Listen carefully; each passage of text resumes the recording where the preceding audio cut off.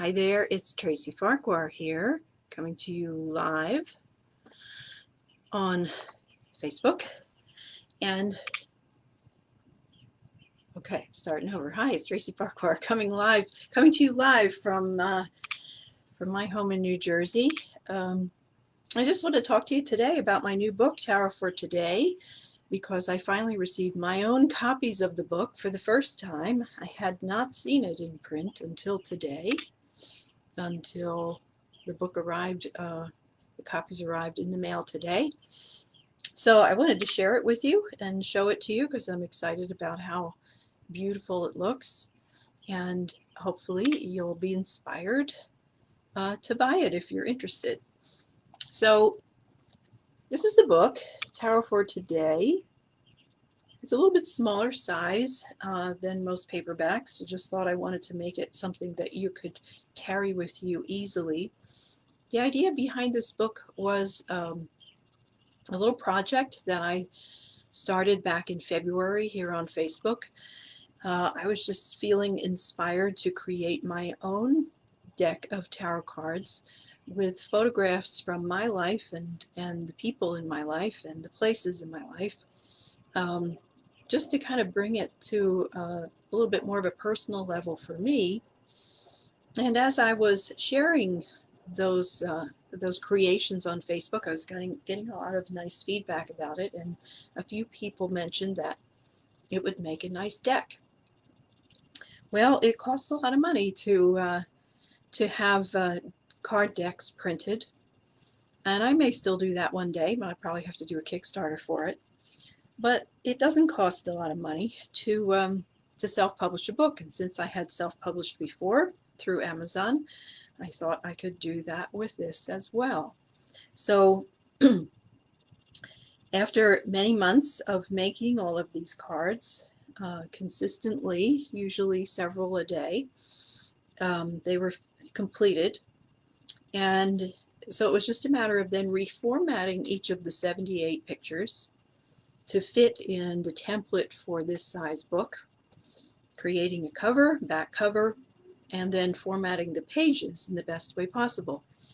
What I really wanted this book to be is kind of a substitute for a deck of cards, so that you can use it in the same way. Instead of drawing a card out of a deck, you can open the book to a page, but with the same intention to get some guidance.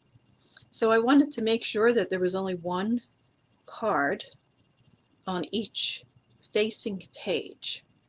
So I had to come up with some designs on the reverse page. So yeah, it took a lot of hours of work, but I am really so thrilled with the way it looks. So let me show you a little bit how this works. So again, that's the cover. And there was an alternate cover in the beginning, which after I listed on Amazon, I decided I didn't like it so much, so I changed the cover. So if you ordered a book early, you may have a cover that looks a little different from this. So each page, when you open the page, will have a card that is from the tarot and an image that is a photograph that I had that I altered on Canva. So in some cases, I added some elements which, again, were conducive to the meaning of the card, and maybe added some photographic filters just to alter the look of it a little bit. So in this case, this card I opened to is the Justice card, which is in the major arcana of the tarot. And so they are divided by major and minor arcana in the book, and they're in order. So the Justice card is represented by a picture of my daughter Gemma that she had professionally taken. All the photo credits are in the back of the book. So I took that photo, I uploaded it onto Canva. I added a couple elements that kind of enhance the meaning, the sword and the scales. And then I put in an interpretation of that card, which is based on the way that I see the card.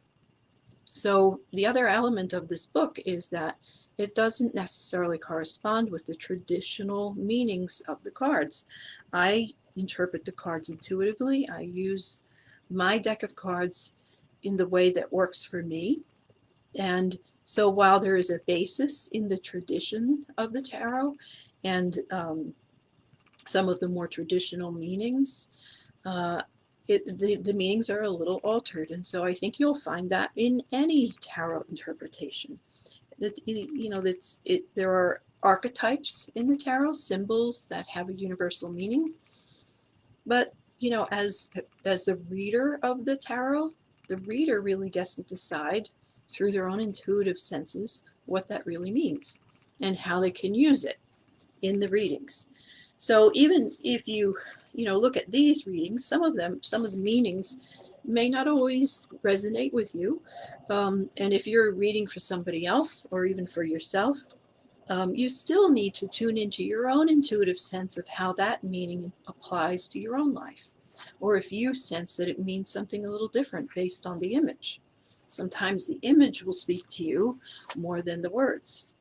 So this is why I love the tarot, because I love symbolism. I love metaphor. I love analogy. And I love that we get to decide how to interpret those symbols and the metaphors for life. So, the tarot can be pretty dramatic, and some people are turned off by it because some of the traditional meanings are very negative. I think that there are aspects of the tarot that can reflect on the challenges of our lives, that they don't necessarily have to be seen as negative. We can acknowledge our emotional responses to the challenges in our lives. We can say, okay, yes, this has been happening to you. That means you need to really face your emotions. And let's see if we can look at this a little bit differently so that you can move on from that. So again, the first part of the book is the major arcana, which are the major symbol cards. Many pictures of people who are very important to me. Here's my son Oliver, representing the Emperor.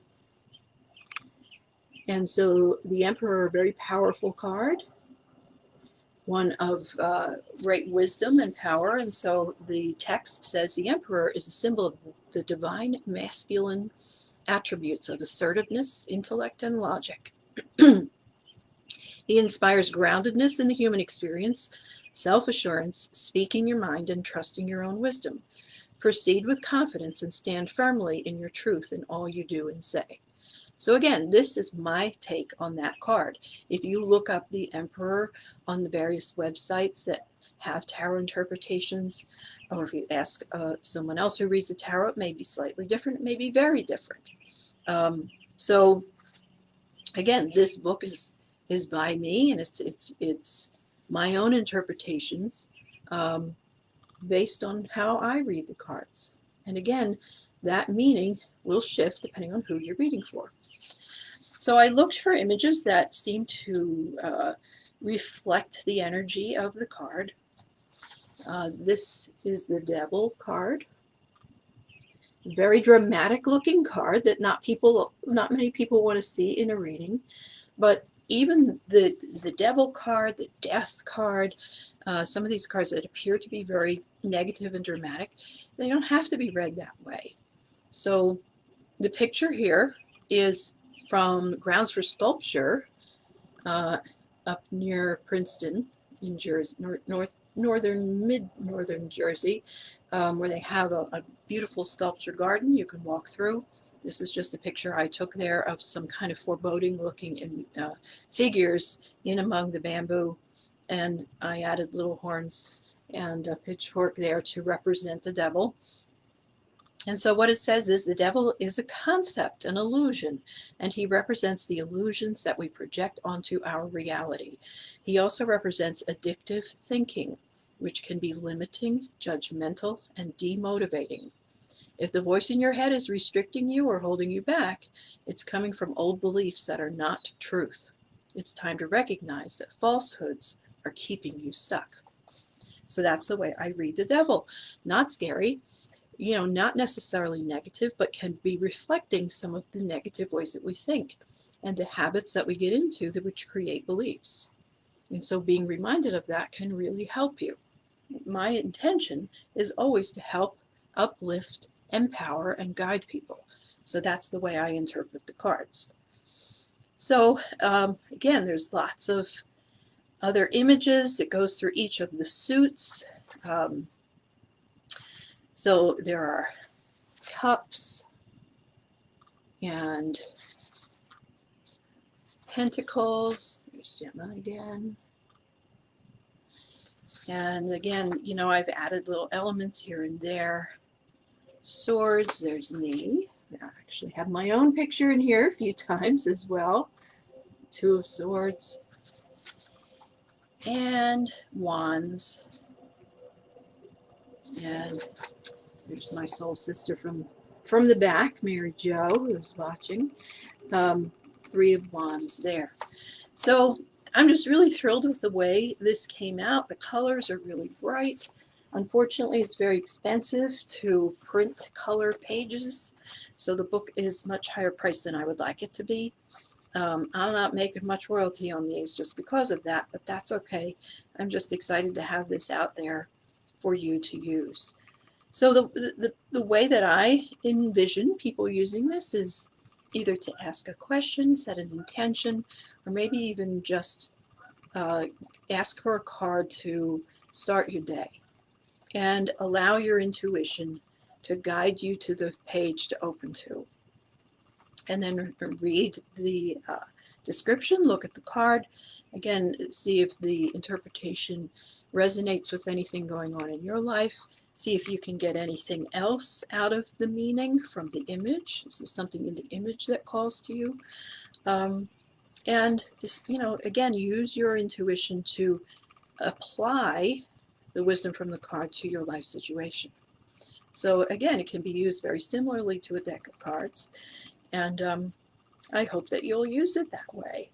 Perhaps one day I will have it printed into a deck if there's a good response to the book. I don't expect it to be a bestseller, but you never know. So you can purchase this on Amazon.